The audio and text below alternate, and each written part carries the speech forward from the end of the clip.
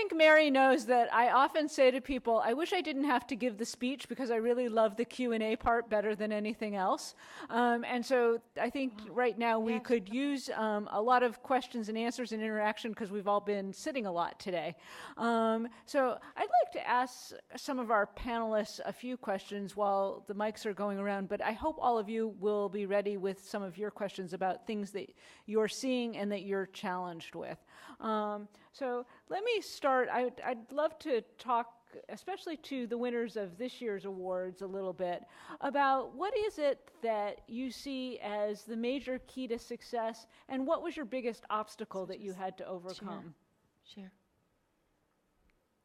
Who are you asking? Shall we start? Amy, are you willing to start? And I know that in some ways you're thinking about the organization as well as personally, and feel free to answer in both ways. Okay, can everybody hear me? Mm-hmm. Is that all right? I guess this past year, one of our biggest keys to success as an organization has been remaining flexible and adaptable. We are in the search for an executive director right now, and as many of you know, with changes in leadership can cause other changes in leadership, and so that's been one of our biggest, I think, keys to success and obstacles is overcoming that and remaining flexible to what that looks like, and roles are changing and that kind of a thing. So that's been ours for this year. Great. Perry? I'm taking Roisin's place. She's stringing bracelets out front. We run Wired Safety that runs Stop Cyberbullying, and I think we've just completed our 20th year in May, and we're all unpaid volunteers. I think the biggest challenge that we're facing is whether or not we can continue in an all unpaid volunteer model. And that includes me. Yeah. And whether that makes sense. My deputy executive director is an unpaid volunteer. We are one of 5 members of Facebook's Safety Advisory Board, and she was going to join us so that I could leave and be here. And she called in sick. So it's hard to fire somebody you didn't hire to begin with. And I hope this isn't being televised. And so I think that's part of it. I think another part is being relevant. Can you sit here, sweetheart? Good girl. Is being relevant. Nobody can tell you to put a computer in a central location anymore. It's ridiculous with cell phones and all of these other devices. So we looked very hard at what we were doing. We were the very first organization that ever did these things 20 years ago. And then we looked at it and said, well, everybody else is doing it now, and does it really make sense? So we are changing. So what is Wired Safety and has been known as Wired Safety will change. And over the next few years, you're going to hear us as cyber wellness, which is a new approach. We're not talking about the risks anymore. We're talking about benefits and looking at the risks as part of decisions in the same way you buy a car. And we have to do that to be relevant. Nobody's listening anymore. So it's that whole challenge of what that means that we faced before, but this is a radical shift in what we're doing. So the Facebooks and others of the world love it. I don't know whether my volunteers will see it as rewarding as child protection and the rest. So how do you plan to grapple with that? How are you going to make them feel good about it? I think we'll change. I mean, when the days of social networks, when they first came out, when MySpace came out for the very first time, I called and threatened them. And I found a legal loophole. And they called me back and said, help me fix it. And I said, sure, pay me $100,000 as a consulting lawyer, and I will. And they said, no, we called on the Wired Safety line. And I lost, when we agreed to come in social networks and try to make them safer, I lost 2,000 volunteers overnight. Oh, my goodness. They said we were selling out. But then I gained flexibility. We gained the ability to put in settings and privacy settings and safety and the things that were necessary. So when you deal with an all-volunteer organization, you lose people, they die, they move, they retire, they get sick, they get bored, they go into animal rescue. So you have to come up with ways of being relevant, or you tap 7-year-olds so when they grow up and they're 9, they receive awards and you can come to the Office Depot Foundation benefit because they're pretty cool. So what, Roisin, the question what's kind of the hardest thing about what you're doing? Is it hard what you're doing with Post to Positive and all this kind of work? I think it's hard to go on planes. To go on planes? Because it makes your stomach hurt? Yeah. Okay. Yes. But you stole my idea for Post to Positive anyway. It's really my idea. No, it's not. Yes, it is. No. It is too. No, it's Okay. not. So is there anything hard? You have schoolwork. I have to pull you out of school to take you to Ireland and do all these things. Is that hard doing school and this? A little. Do friends make fun of you because they think you're like so good all the time? No. Oh. Okay. But you like it? It's more good than bad? Yeah. Okay. But it really was my idea. What's the next question, Steve? Estella? Estella, do you want to answer the question? Or who wants to? Okay. Should we just keep going down the line? If you prefer that. I don't think the audience necessarily knows who everybody is, so Okay. please introduce yourself. My if name you is would. Susan Duane, and I am also a co-president of Impact 100. The people that you met earlier had to leave, so I'm sitting in for them. And I would identify our challenge, the same challenge every year. We start with 0 members. So we recruit our members on an annual basis. And we also start with 0 nonprofits applying for our grants. So every year we start at 0 and we build up. And we have set ambitious goals for ourselves, and we hope to make them, but we also are reaching out to the community for your support. So that's our biggest challenge. It's a huge challenge. And we skipped over you. Hi, good afternoon. I'm Troy McClellan. I'm the president and CEO of the Boca VIII Chamber of Commerce, a proud sponsor and supporter of the Weekend in Boca since the beginning.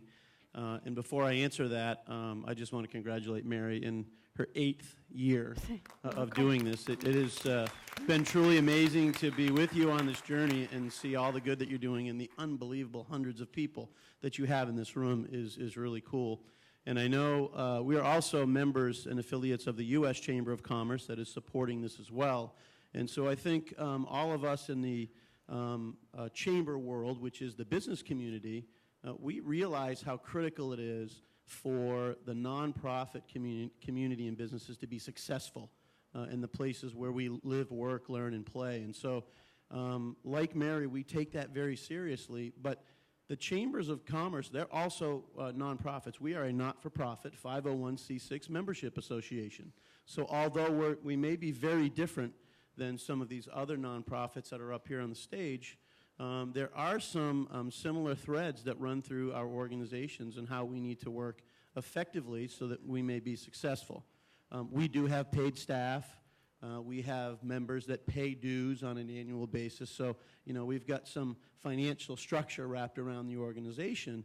But we want to make sure that we're helping those nonprofits that don't have those benefits. And what Mary has been able to do for 8 years is to educate and teach those nonprofits that may not have those types of benefits.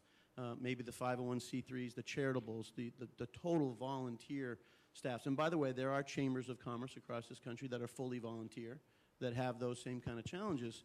But one of the things that we do every year is to put on a program called the Boca Chamber Festival Days. Who's heard of that in the room? I know a few of you. Perfect. Excellent. Yes. So this goes back probably 20 or 30 years when there wasn't a lot to do in the community of Boca Raton in the summer, the dog days of summer. And so as a Chamber of Commerce, the leadership at that time, the board said, how do we generate a little commerce, we're the Chamber of Commerce, in our community? We've got these nonprofits. What are we doing to help them be successful?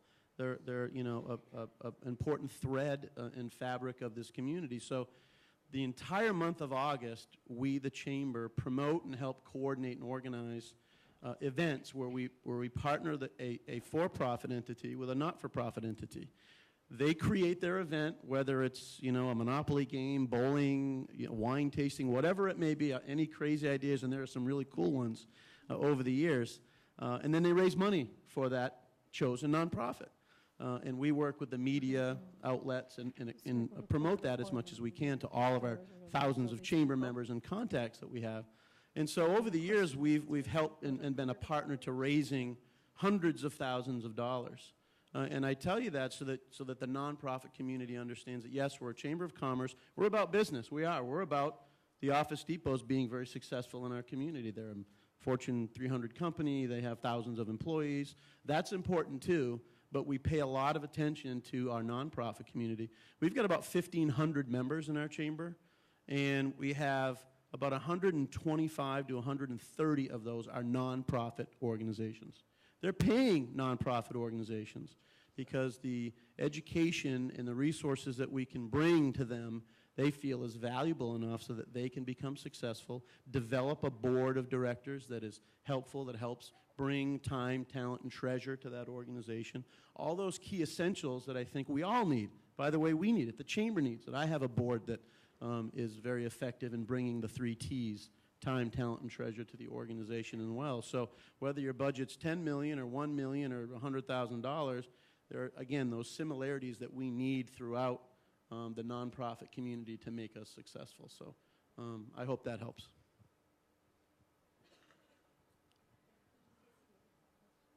Of course, I'm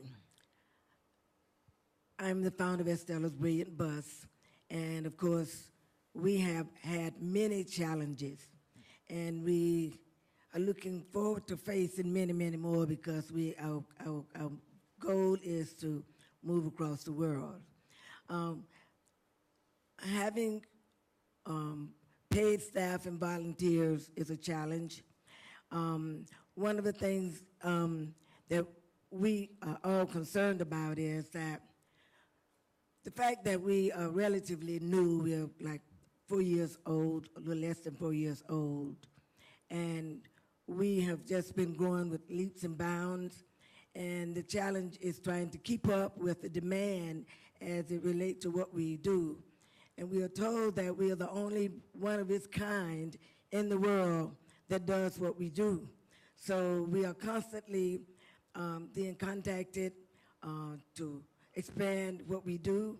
And for those of you that have seen us on the web, it's only a tip off the iceberg of what we do.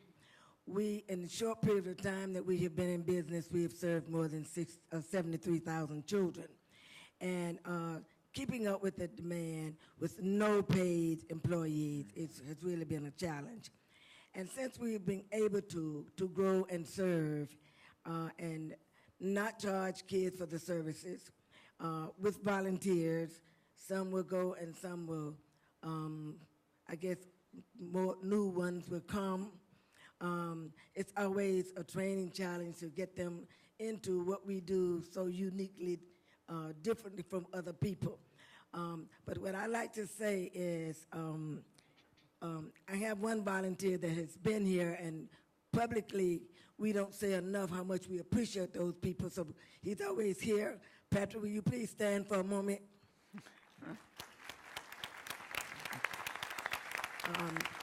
Patrick has been there. When I turn right, Patrick has been there. When I turn left, Patrick has been there. He drives a bus for me so that I don't have to drive it all the time. But he also is a system administrator, so he operates the system. So all of the people that volunteer for Stella's Brilliant Bus has to come with a little bit different skill than most of the people with those job descriptions, but we love it.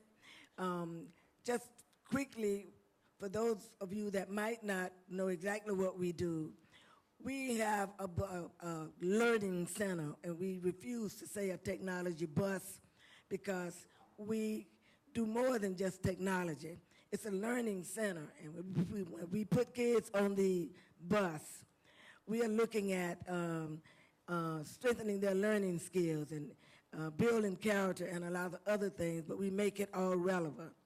And as we move across the nation, it's really not that much of a challenge because in setting up the whole program, I knew that we were going to be moving across the nation.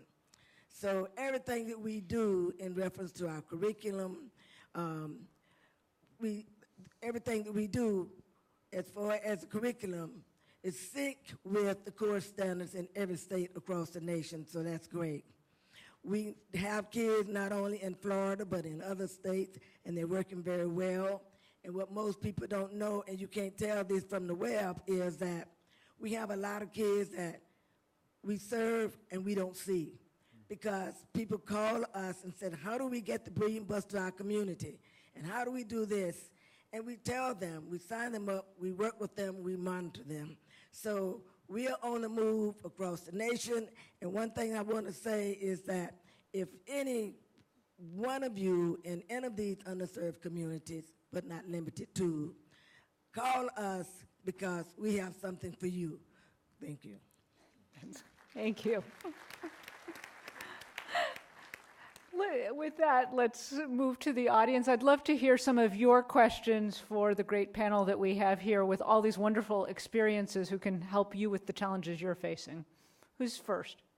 The microphones are traveling around.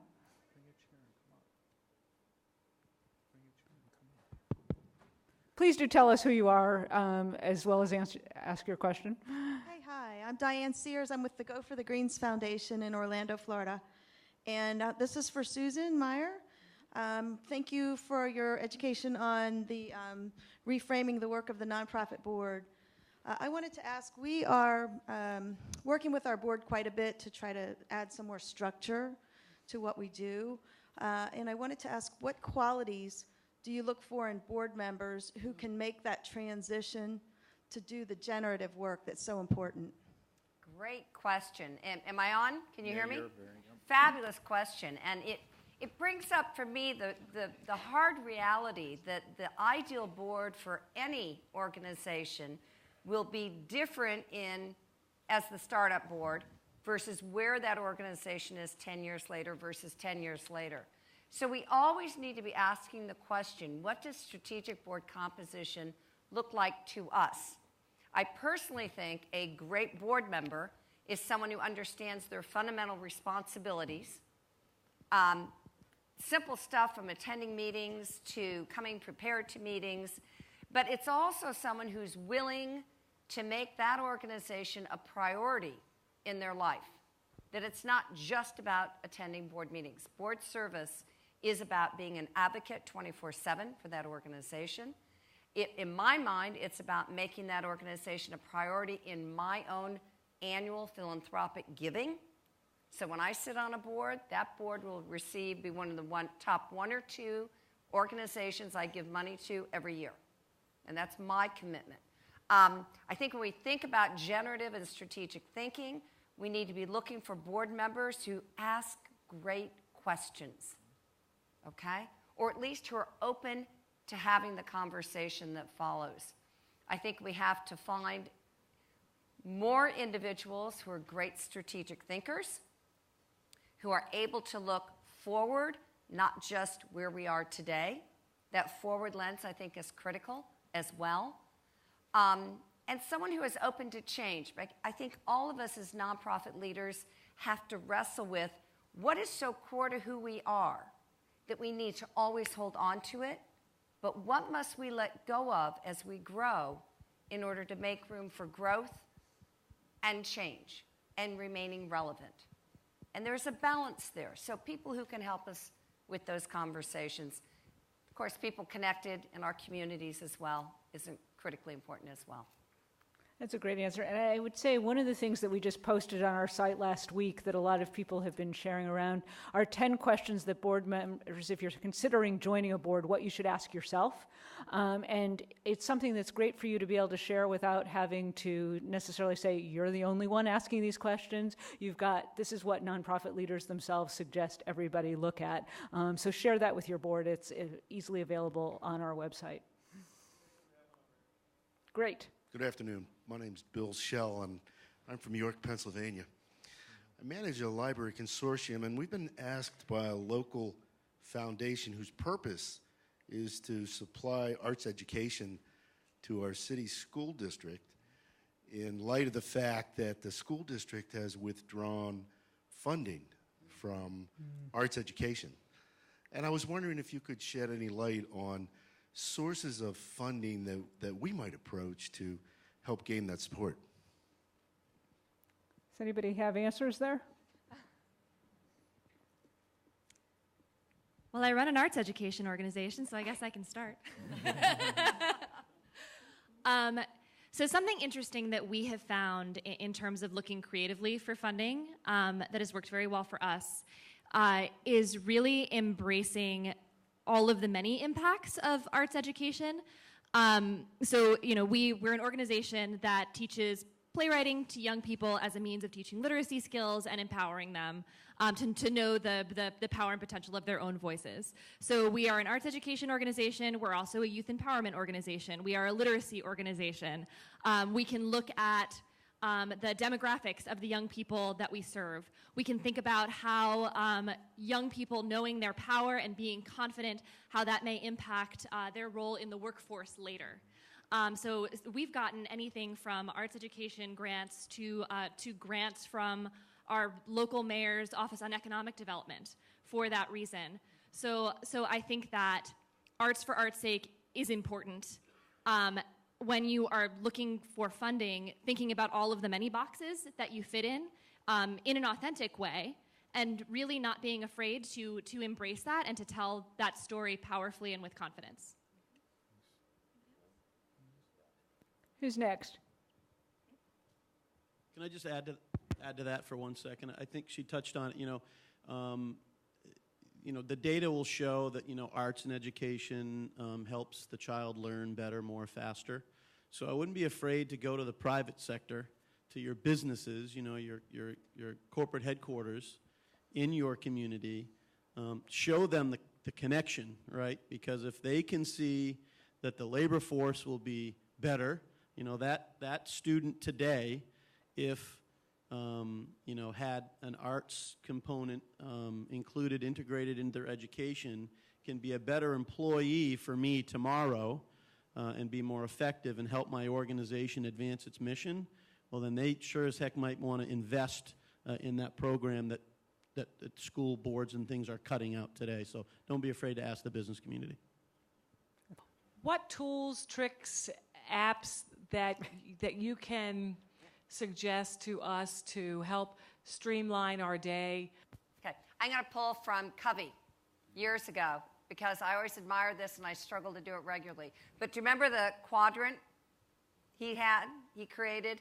And on one side is urgency and the other side is importance. Mm-hmm. You have 4 quadrants.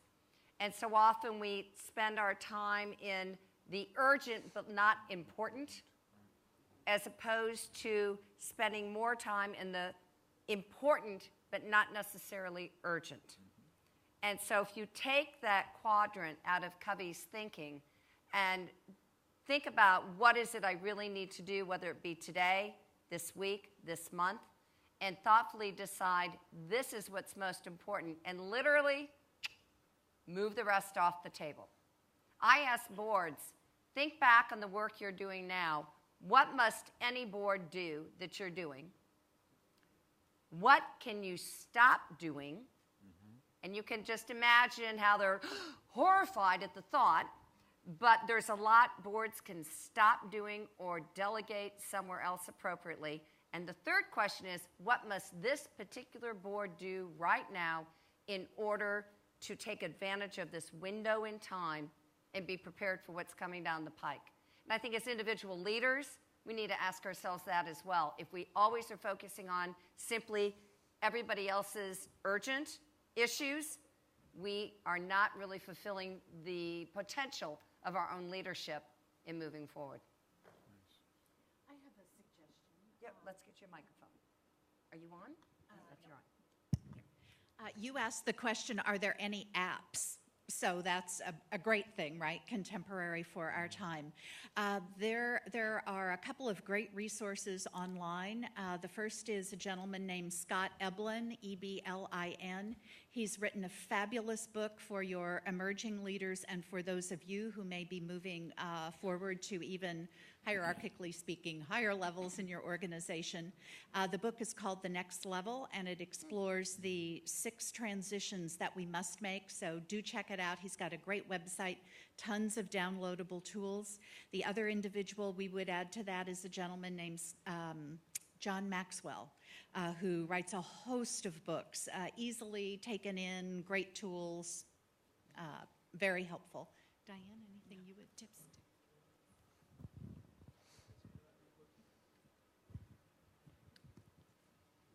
Thank you. I'm sure that the panel up here would have just a plethora of resources and authors and things that we all look to be better leaders. But as it relates to this particular event, the weekend in Boca, you can probably remember this. Listen, learn, and care. Think of those three things. You need to listen to your employees, listen to your board, listen to your stakeholders in your community, right? 2 ears, 1 mouth, listen twice as much as you talk. Learn everything you can about your organization, about your community, the stakeholders in your community and how they can help. And then at the end of the day, you have to care about what you do. So as a leader, if you listen, learn, and care and do those three things effectively, then you should be successful. I'm going to talk on this one, even though I'm not. Yeah, they'll turn me on. Last year when we had the Women's Symposium, I talked about this. Take time for yourself. Because I'll tell you the best thing I ever did, I used to work until 3 o'clock in the morning, 4 o'clock in the morning. You do no justice for yourself. You do no justice for your organization or the people you serve. Because at the end of the day, I think the only thing I ever talked about was this. And although this is lovely, it doesn't make for a great conversation if this is all you're talking about. So I made the conscious decision to start to explore other opportunities in the sense of what is the things that I like to do. And I think it makes for a much more well-rounded individual. And I met through that. I got a coach. I got a great support system of people that help me every day. I got a whole idea of how to be more innovative and collaborative. And I learned to listen. I learned to shut my mouth and say, okay, I need some help, and this is what we do. And I can tell you that from that, when the ladies were talking about the millennium piece, I never even thought about that world. I didn't even know, quite frankly, I thought we were doing great. Not so great. And how do you attract that part of it? And how do you start to look at those people? You start to ask questions, but because you're so embedded in what you do all the time and you work so much, you're thinking everything is just perfect. You really have to take that look and step back and say, what do I need to do for myself to rejuvenate and to take care of myself and to get a new perspective perhaps on how I want to run this and how I want to be able to take that. So I'd absorb as much as I possibly can from the people around you. Good. Okay, and I hesitated to ask this question because it's a question that we've been puzzling over for so long. I think it's too big to go. But then I said, well, you guys already have said things that are relevant. We are an organization that is at that cusp between startup and the next stage. We did a strategy plan at the beginning when we were a new organization, and we did it. I mean, I'm proud to say everything that was on that list we did, and it's working. But now we need to move on. All the people on the board are tired because our board is also, we're the like the committee leaders. We do the work. And we've been at this cusp for at least a year. And we've even said to ourselves, we need to figure out how to move on. We're getting to be unable to cope with what there is to do. And I guess how do we start making that transition in an organized way so that we actually get it done? Who wants to help with that challenge for? There's a wonderful model by a man named Bridges, and it's exactly for this, is when you are doing Bridges transition model. And it's a very simple model. What it speaks to is what are we doing well already, what do we need to let go? And what happens in that middle space, everybody gets crazy. And then it's really hard to determine where you go next. But it really provides a step-by-step of how you get through that process. Okay? Bridges, transition model. Do you have any paid staff? Well, that's one of the things we are wrestling with.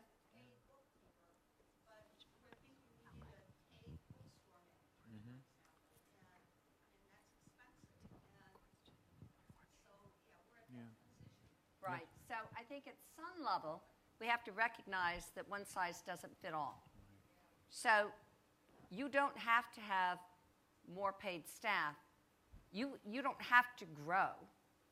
You can be who you are, but then you think about how do we sustain this. So to me, you start with vision. What do we really envision for our mission or organization? And some of us will prefer to stay very small, and some will have greater visions of taking our bus throughout the world. And there's no right or wrong, but once we get a sense of what we're looking for, at least over the next 10 years, 15 years, then we can think about, well, if we want to get there, what do we need to do? And what changes do we need to make? And chances are, if you are looking for more growth and serving more people with your mission, it may be time to hire your first part-time executive director. And you start small, and sometimes we literally say to that person we hire, we're hiring you, but we need you to help us raise your salary. And that's a hard part to be, but we want to be candid about it. But if you have one person who's focused on helping to build the organization and the program day to day to day, that will help move you forward. It's hard for a group of volunteers to do that alone. It can be done, but it is demanding. You have to refresh those volunteers because they do get tired. So a lot of it's choices, but understanding what the questions are. Perry has it.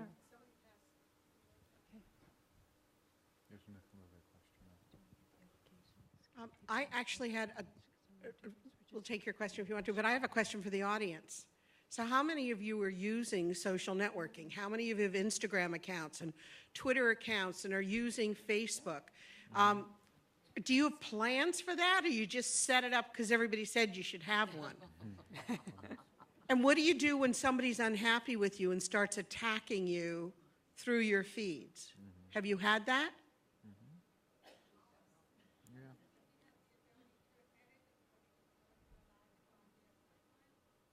So it's a matter of editing and keeping track of what you've got. So is that something you want to talk about at all? Is social networking an important part of what you see going forward, or just something you have to do?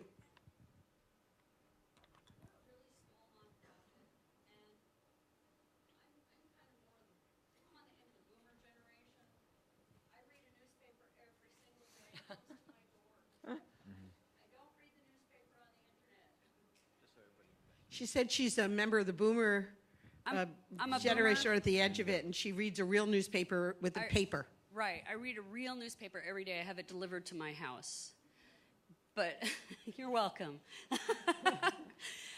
What I'm finding a disconnect with, for my age and my understanding, I do not believe that all my donors are sitting in front of a computer being on Facebook reading the crap that I put out there every single day.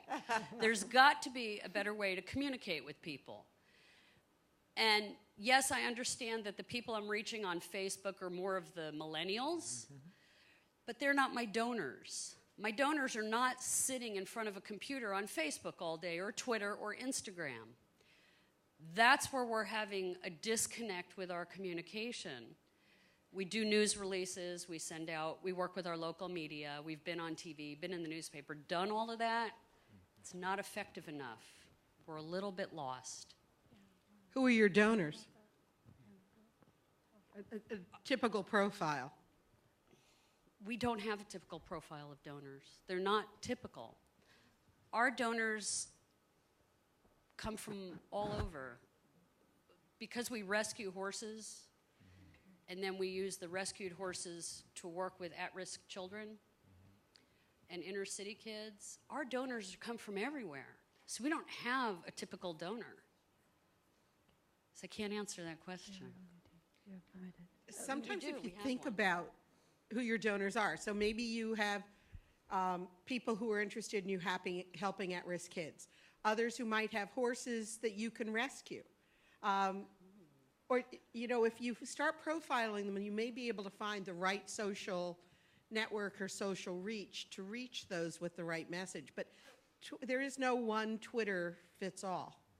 And We have one more question. We'll honor that question, and then we're going to go on. My question is in regards to the 4Gen workforce.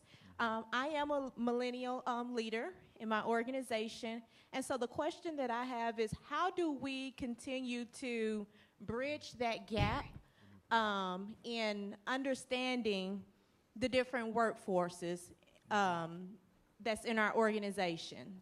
So kind of talking about how do we continue to nurture that understanding in our different work styles, and then also for me as a millennial leader, how do I show the boomers, the silent generation, and the Generation X, how do I show them that, hey, I have, I can lead, I have that potential to be a leader? So, where do we begin?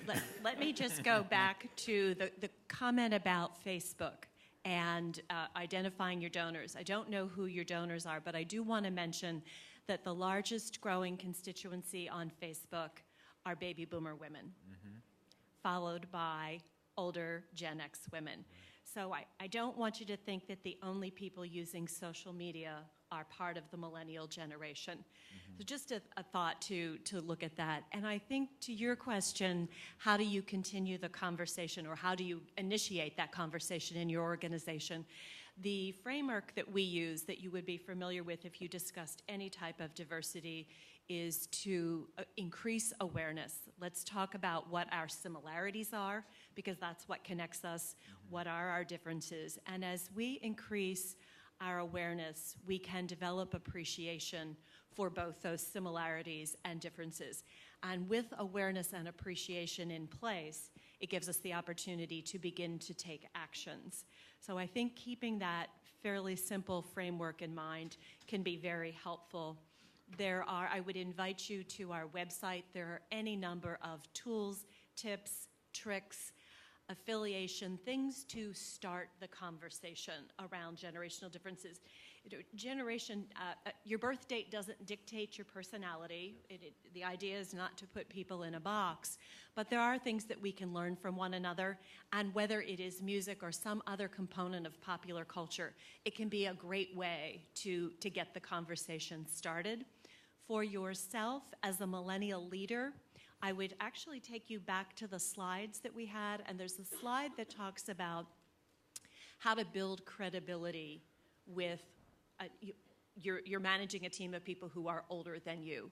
And one of the things to keep in mind is that baby boomers and members of the silent generation tend to have a preference for warm, face-to-face personal communication.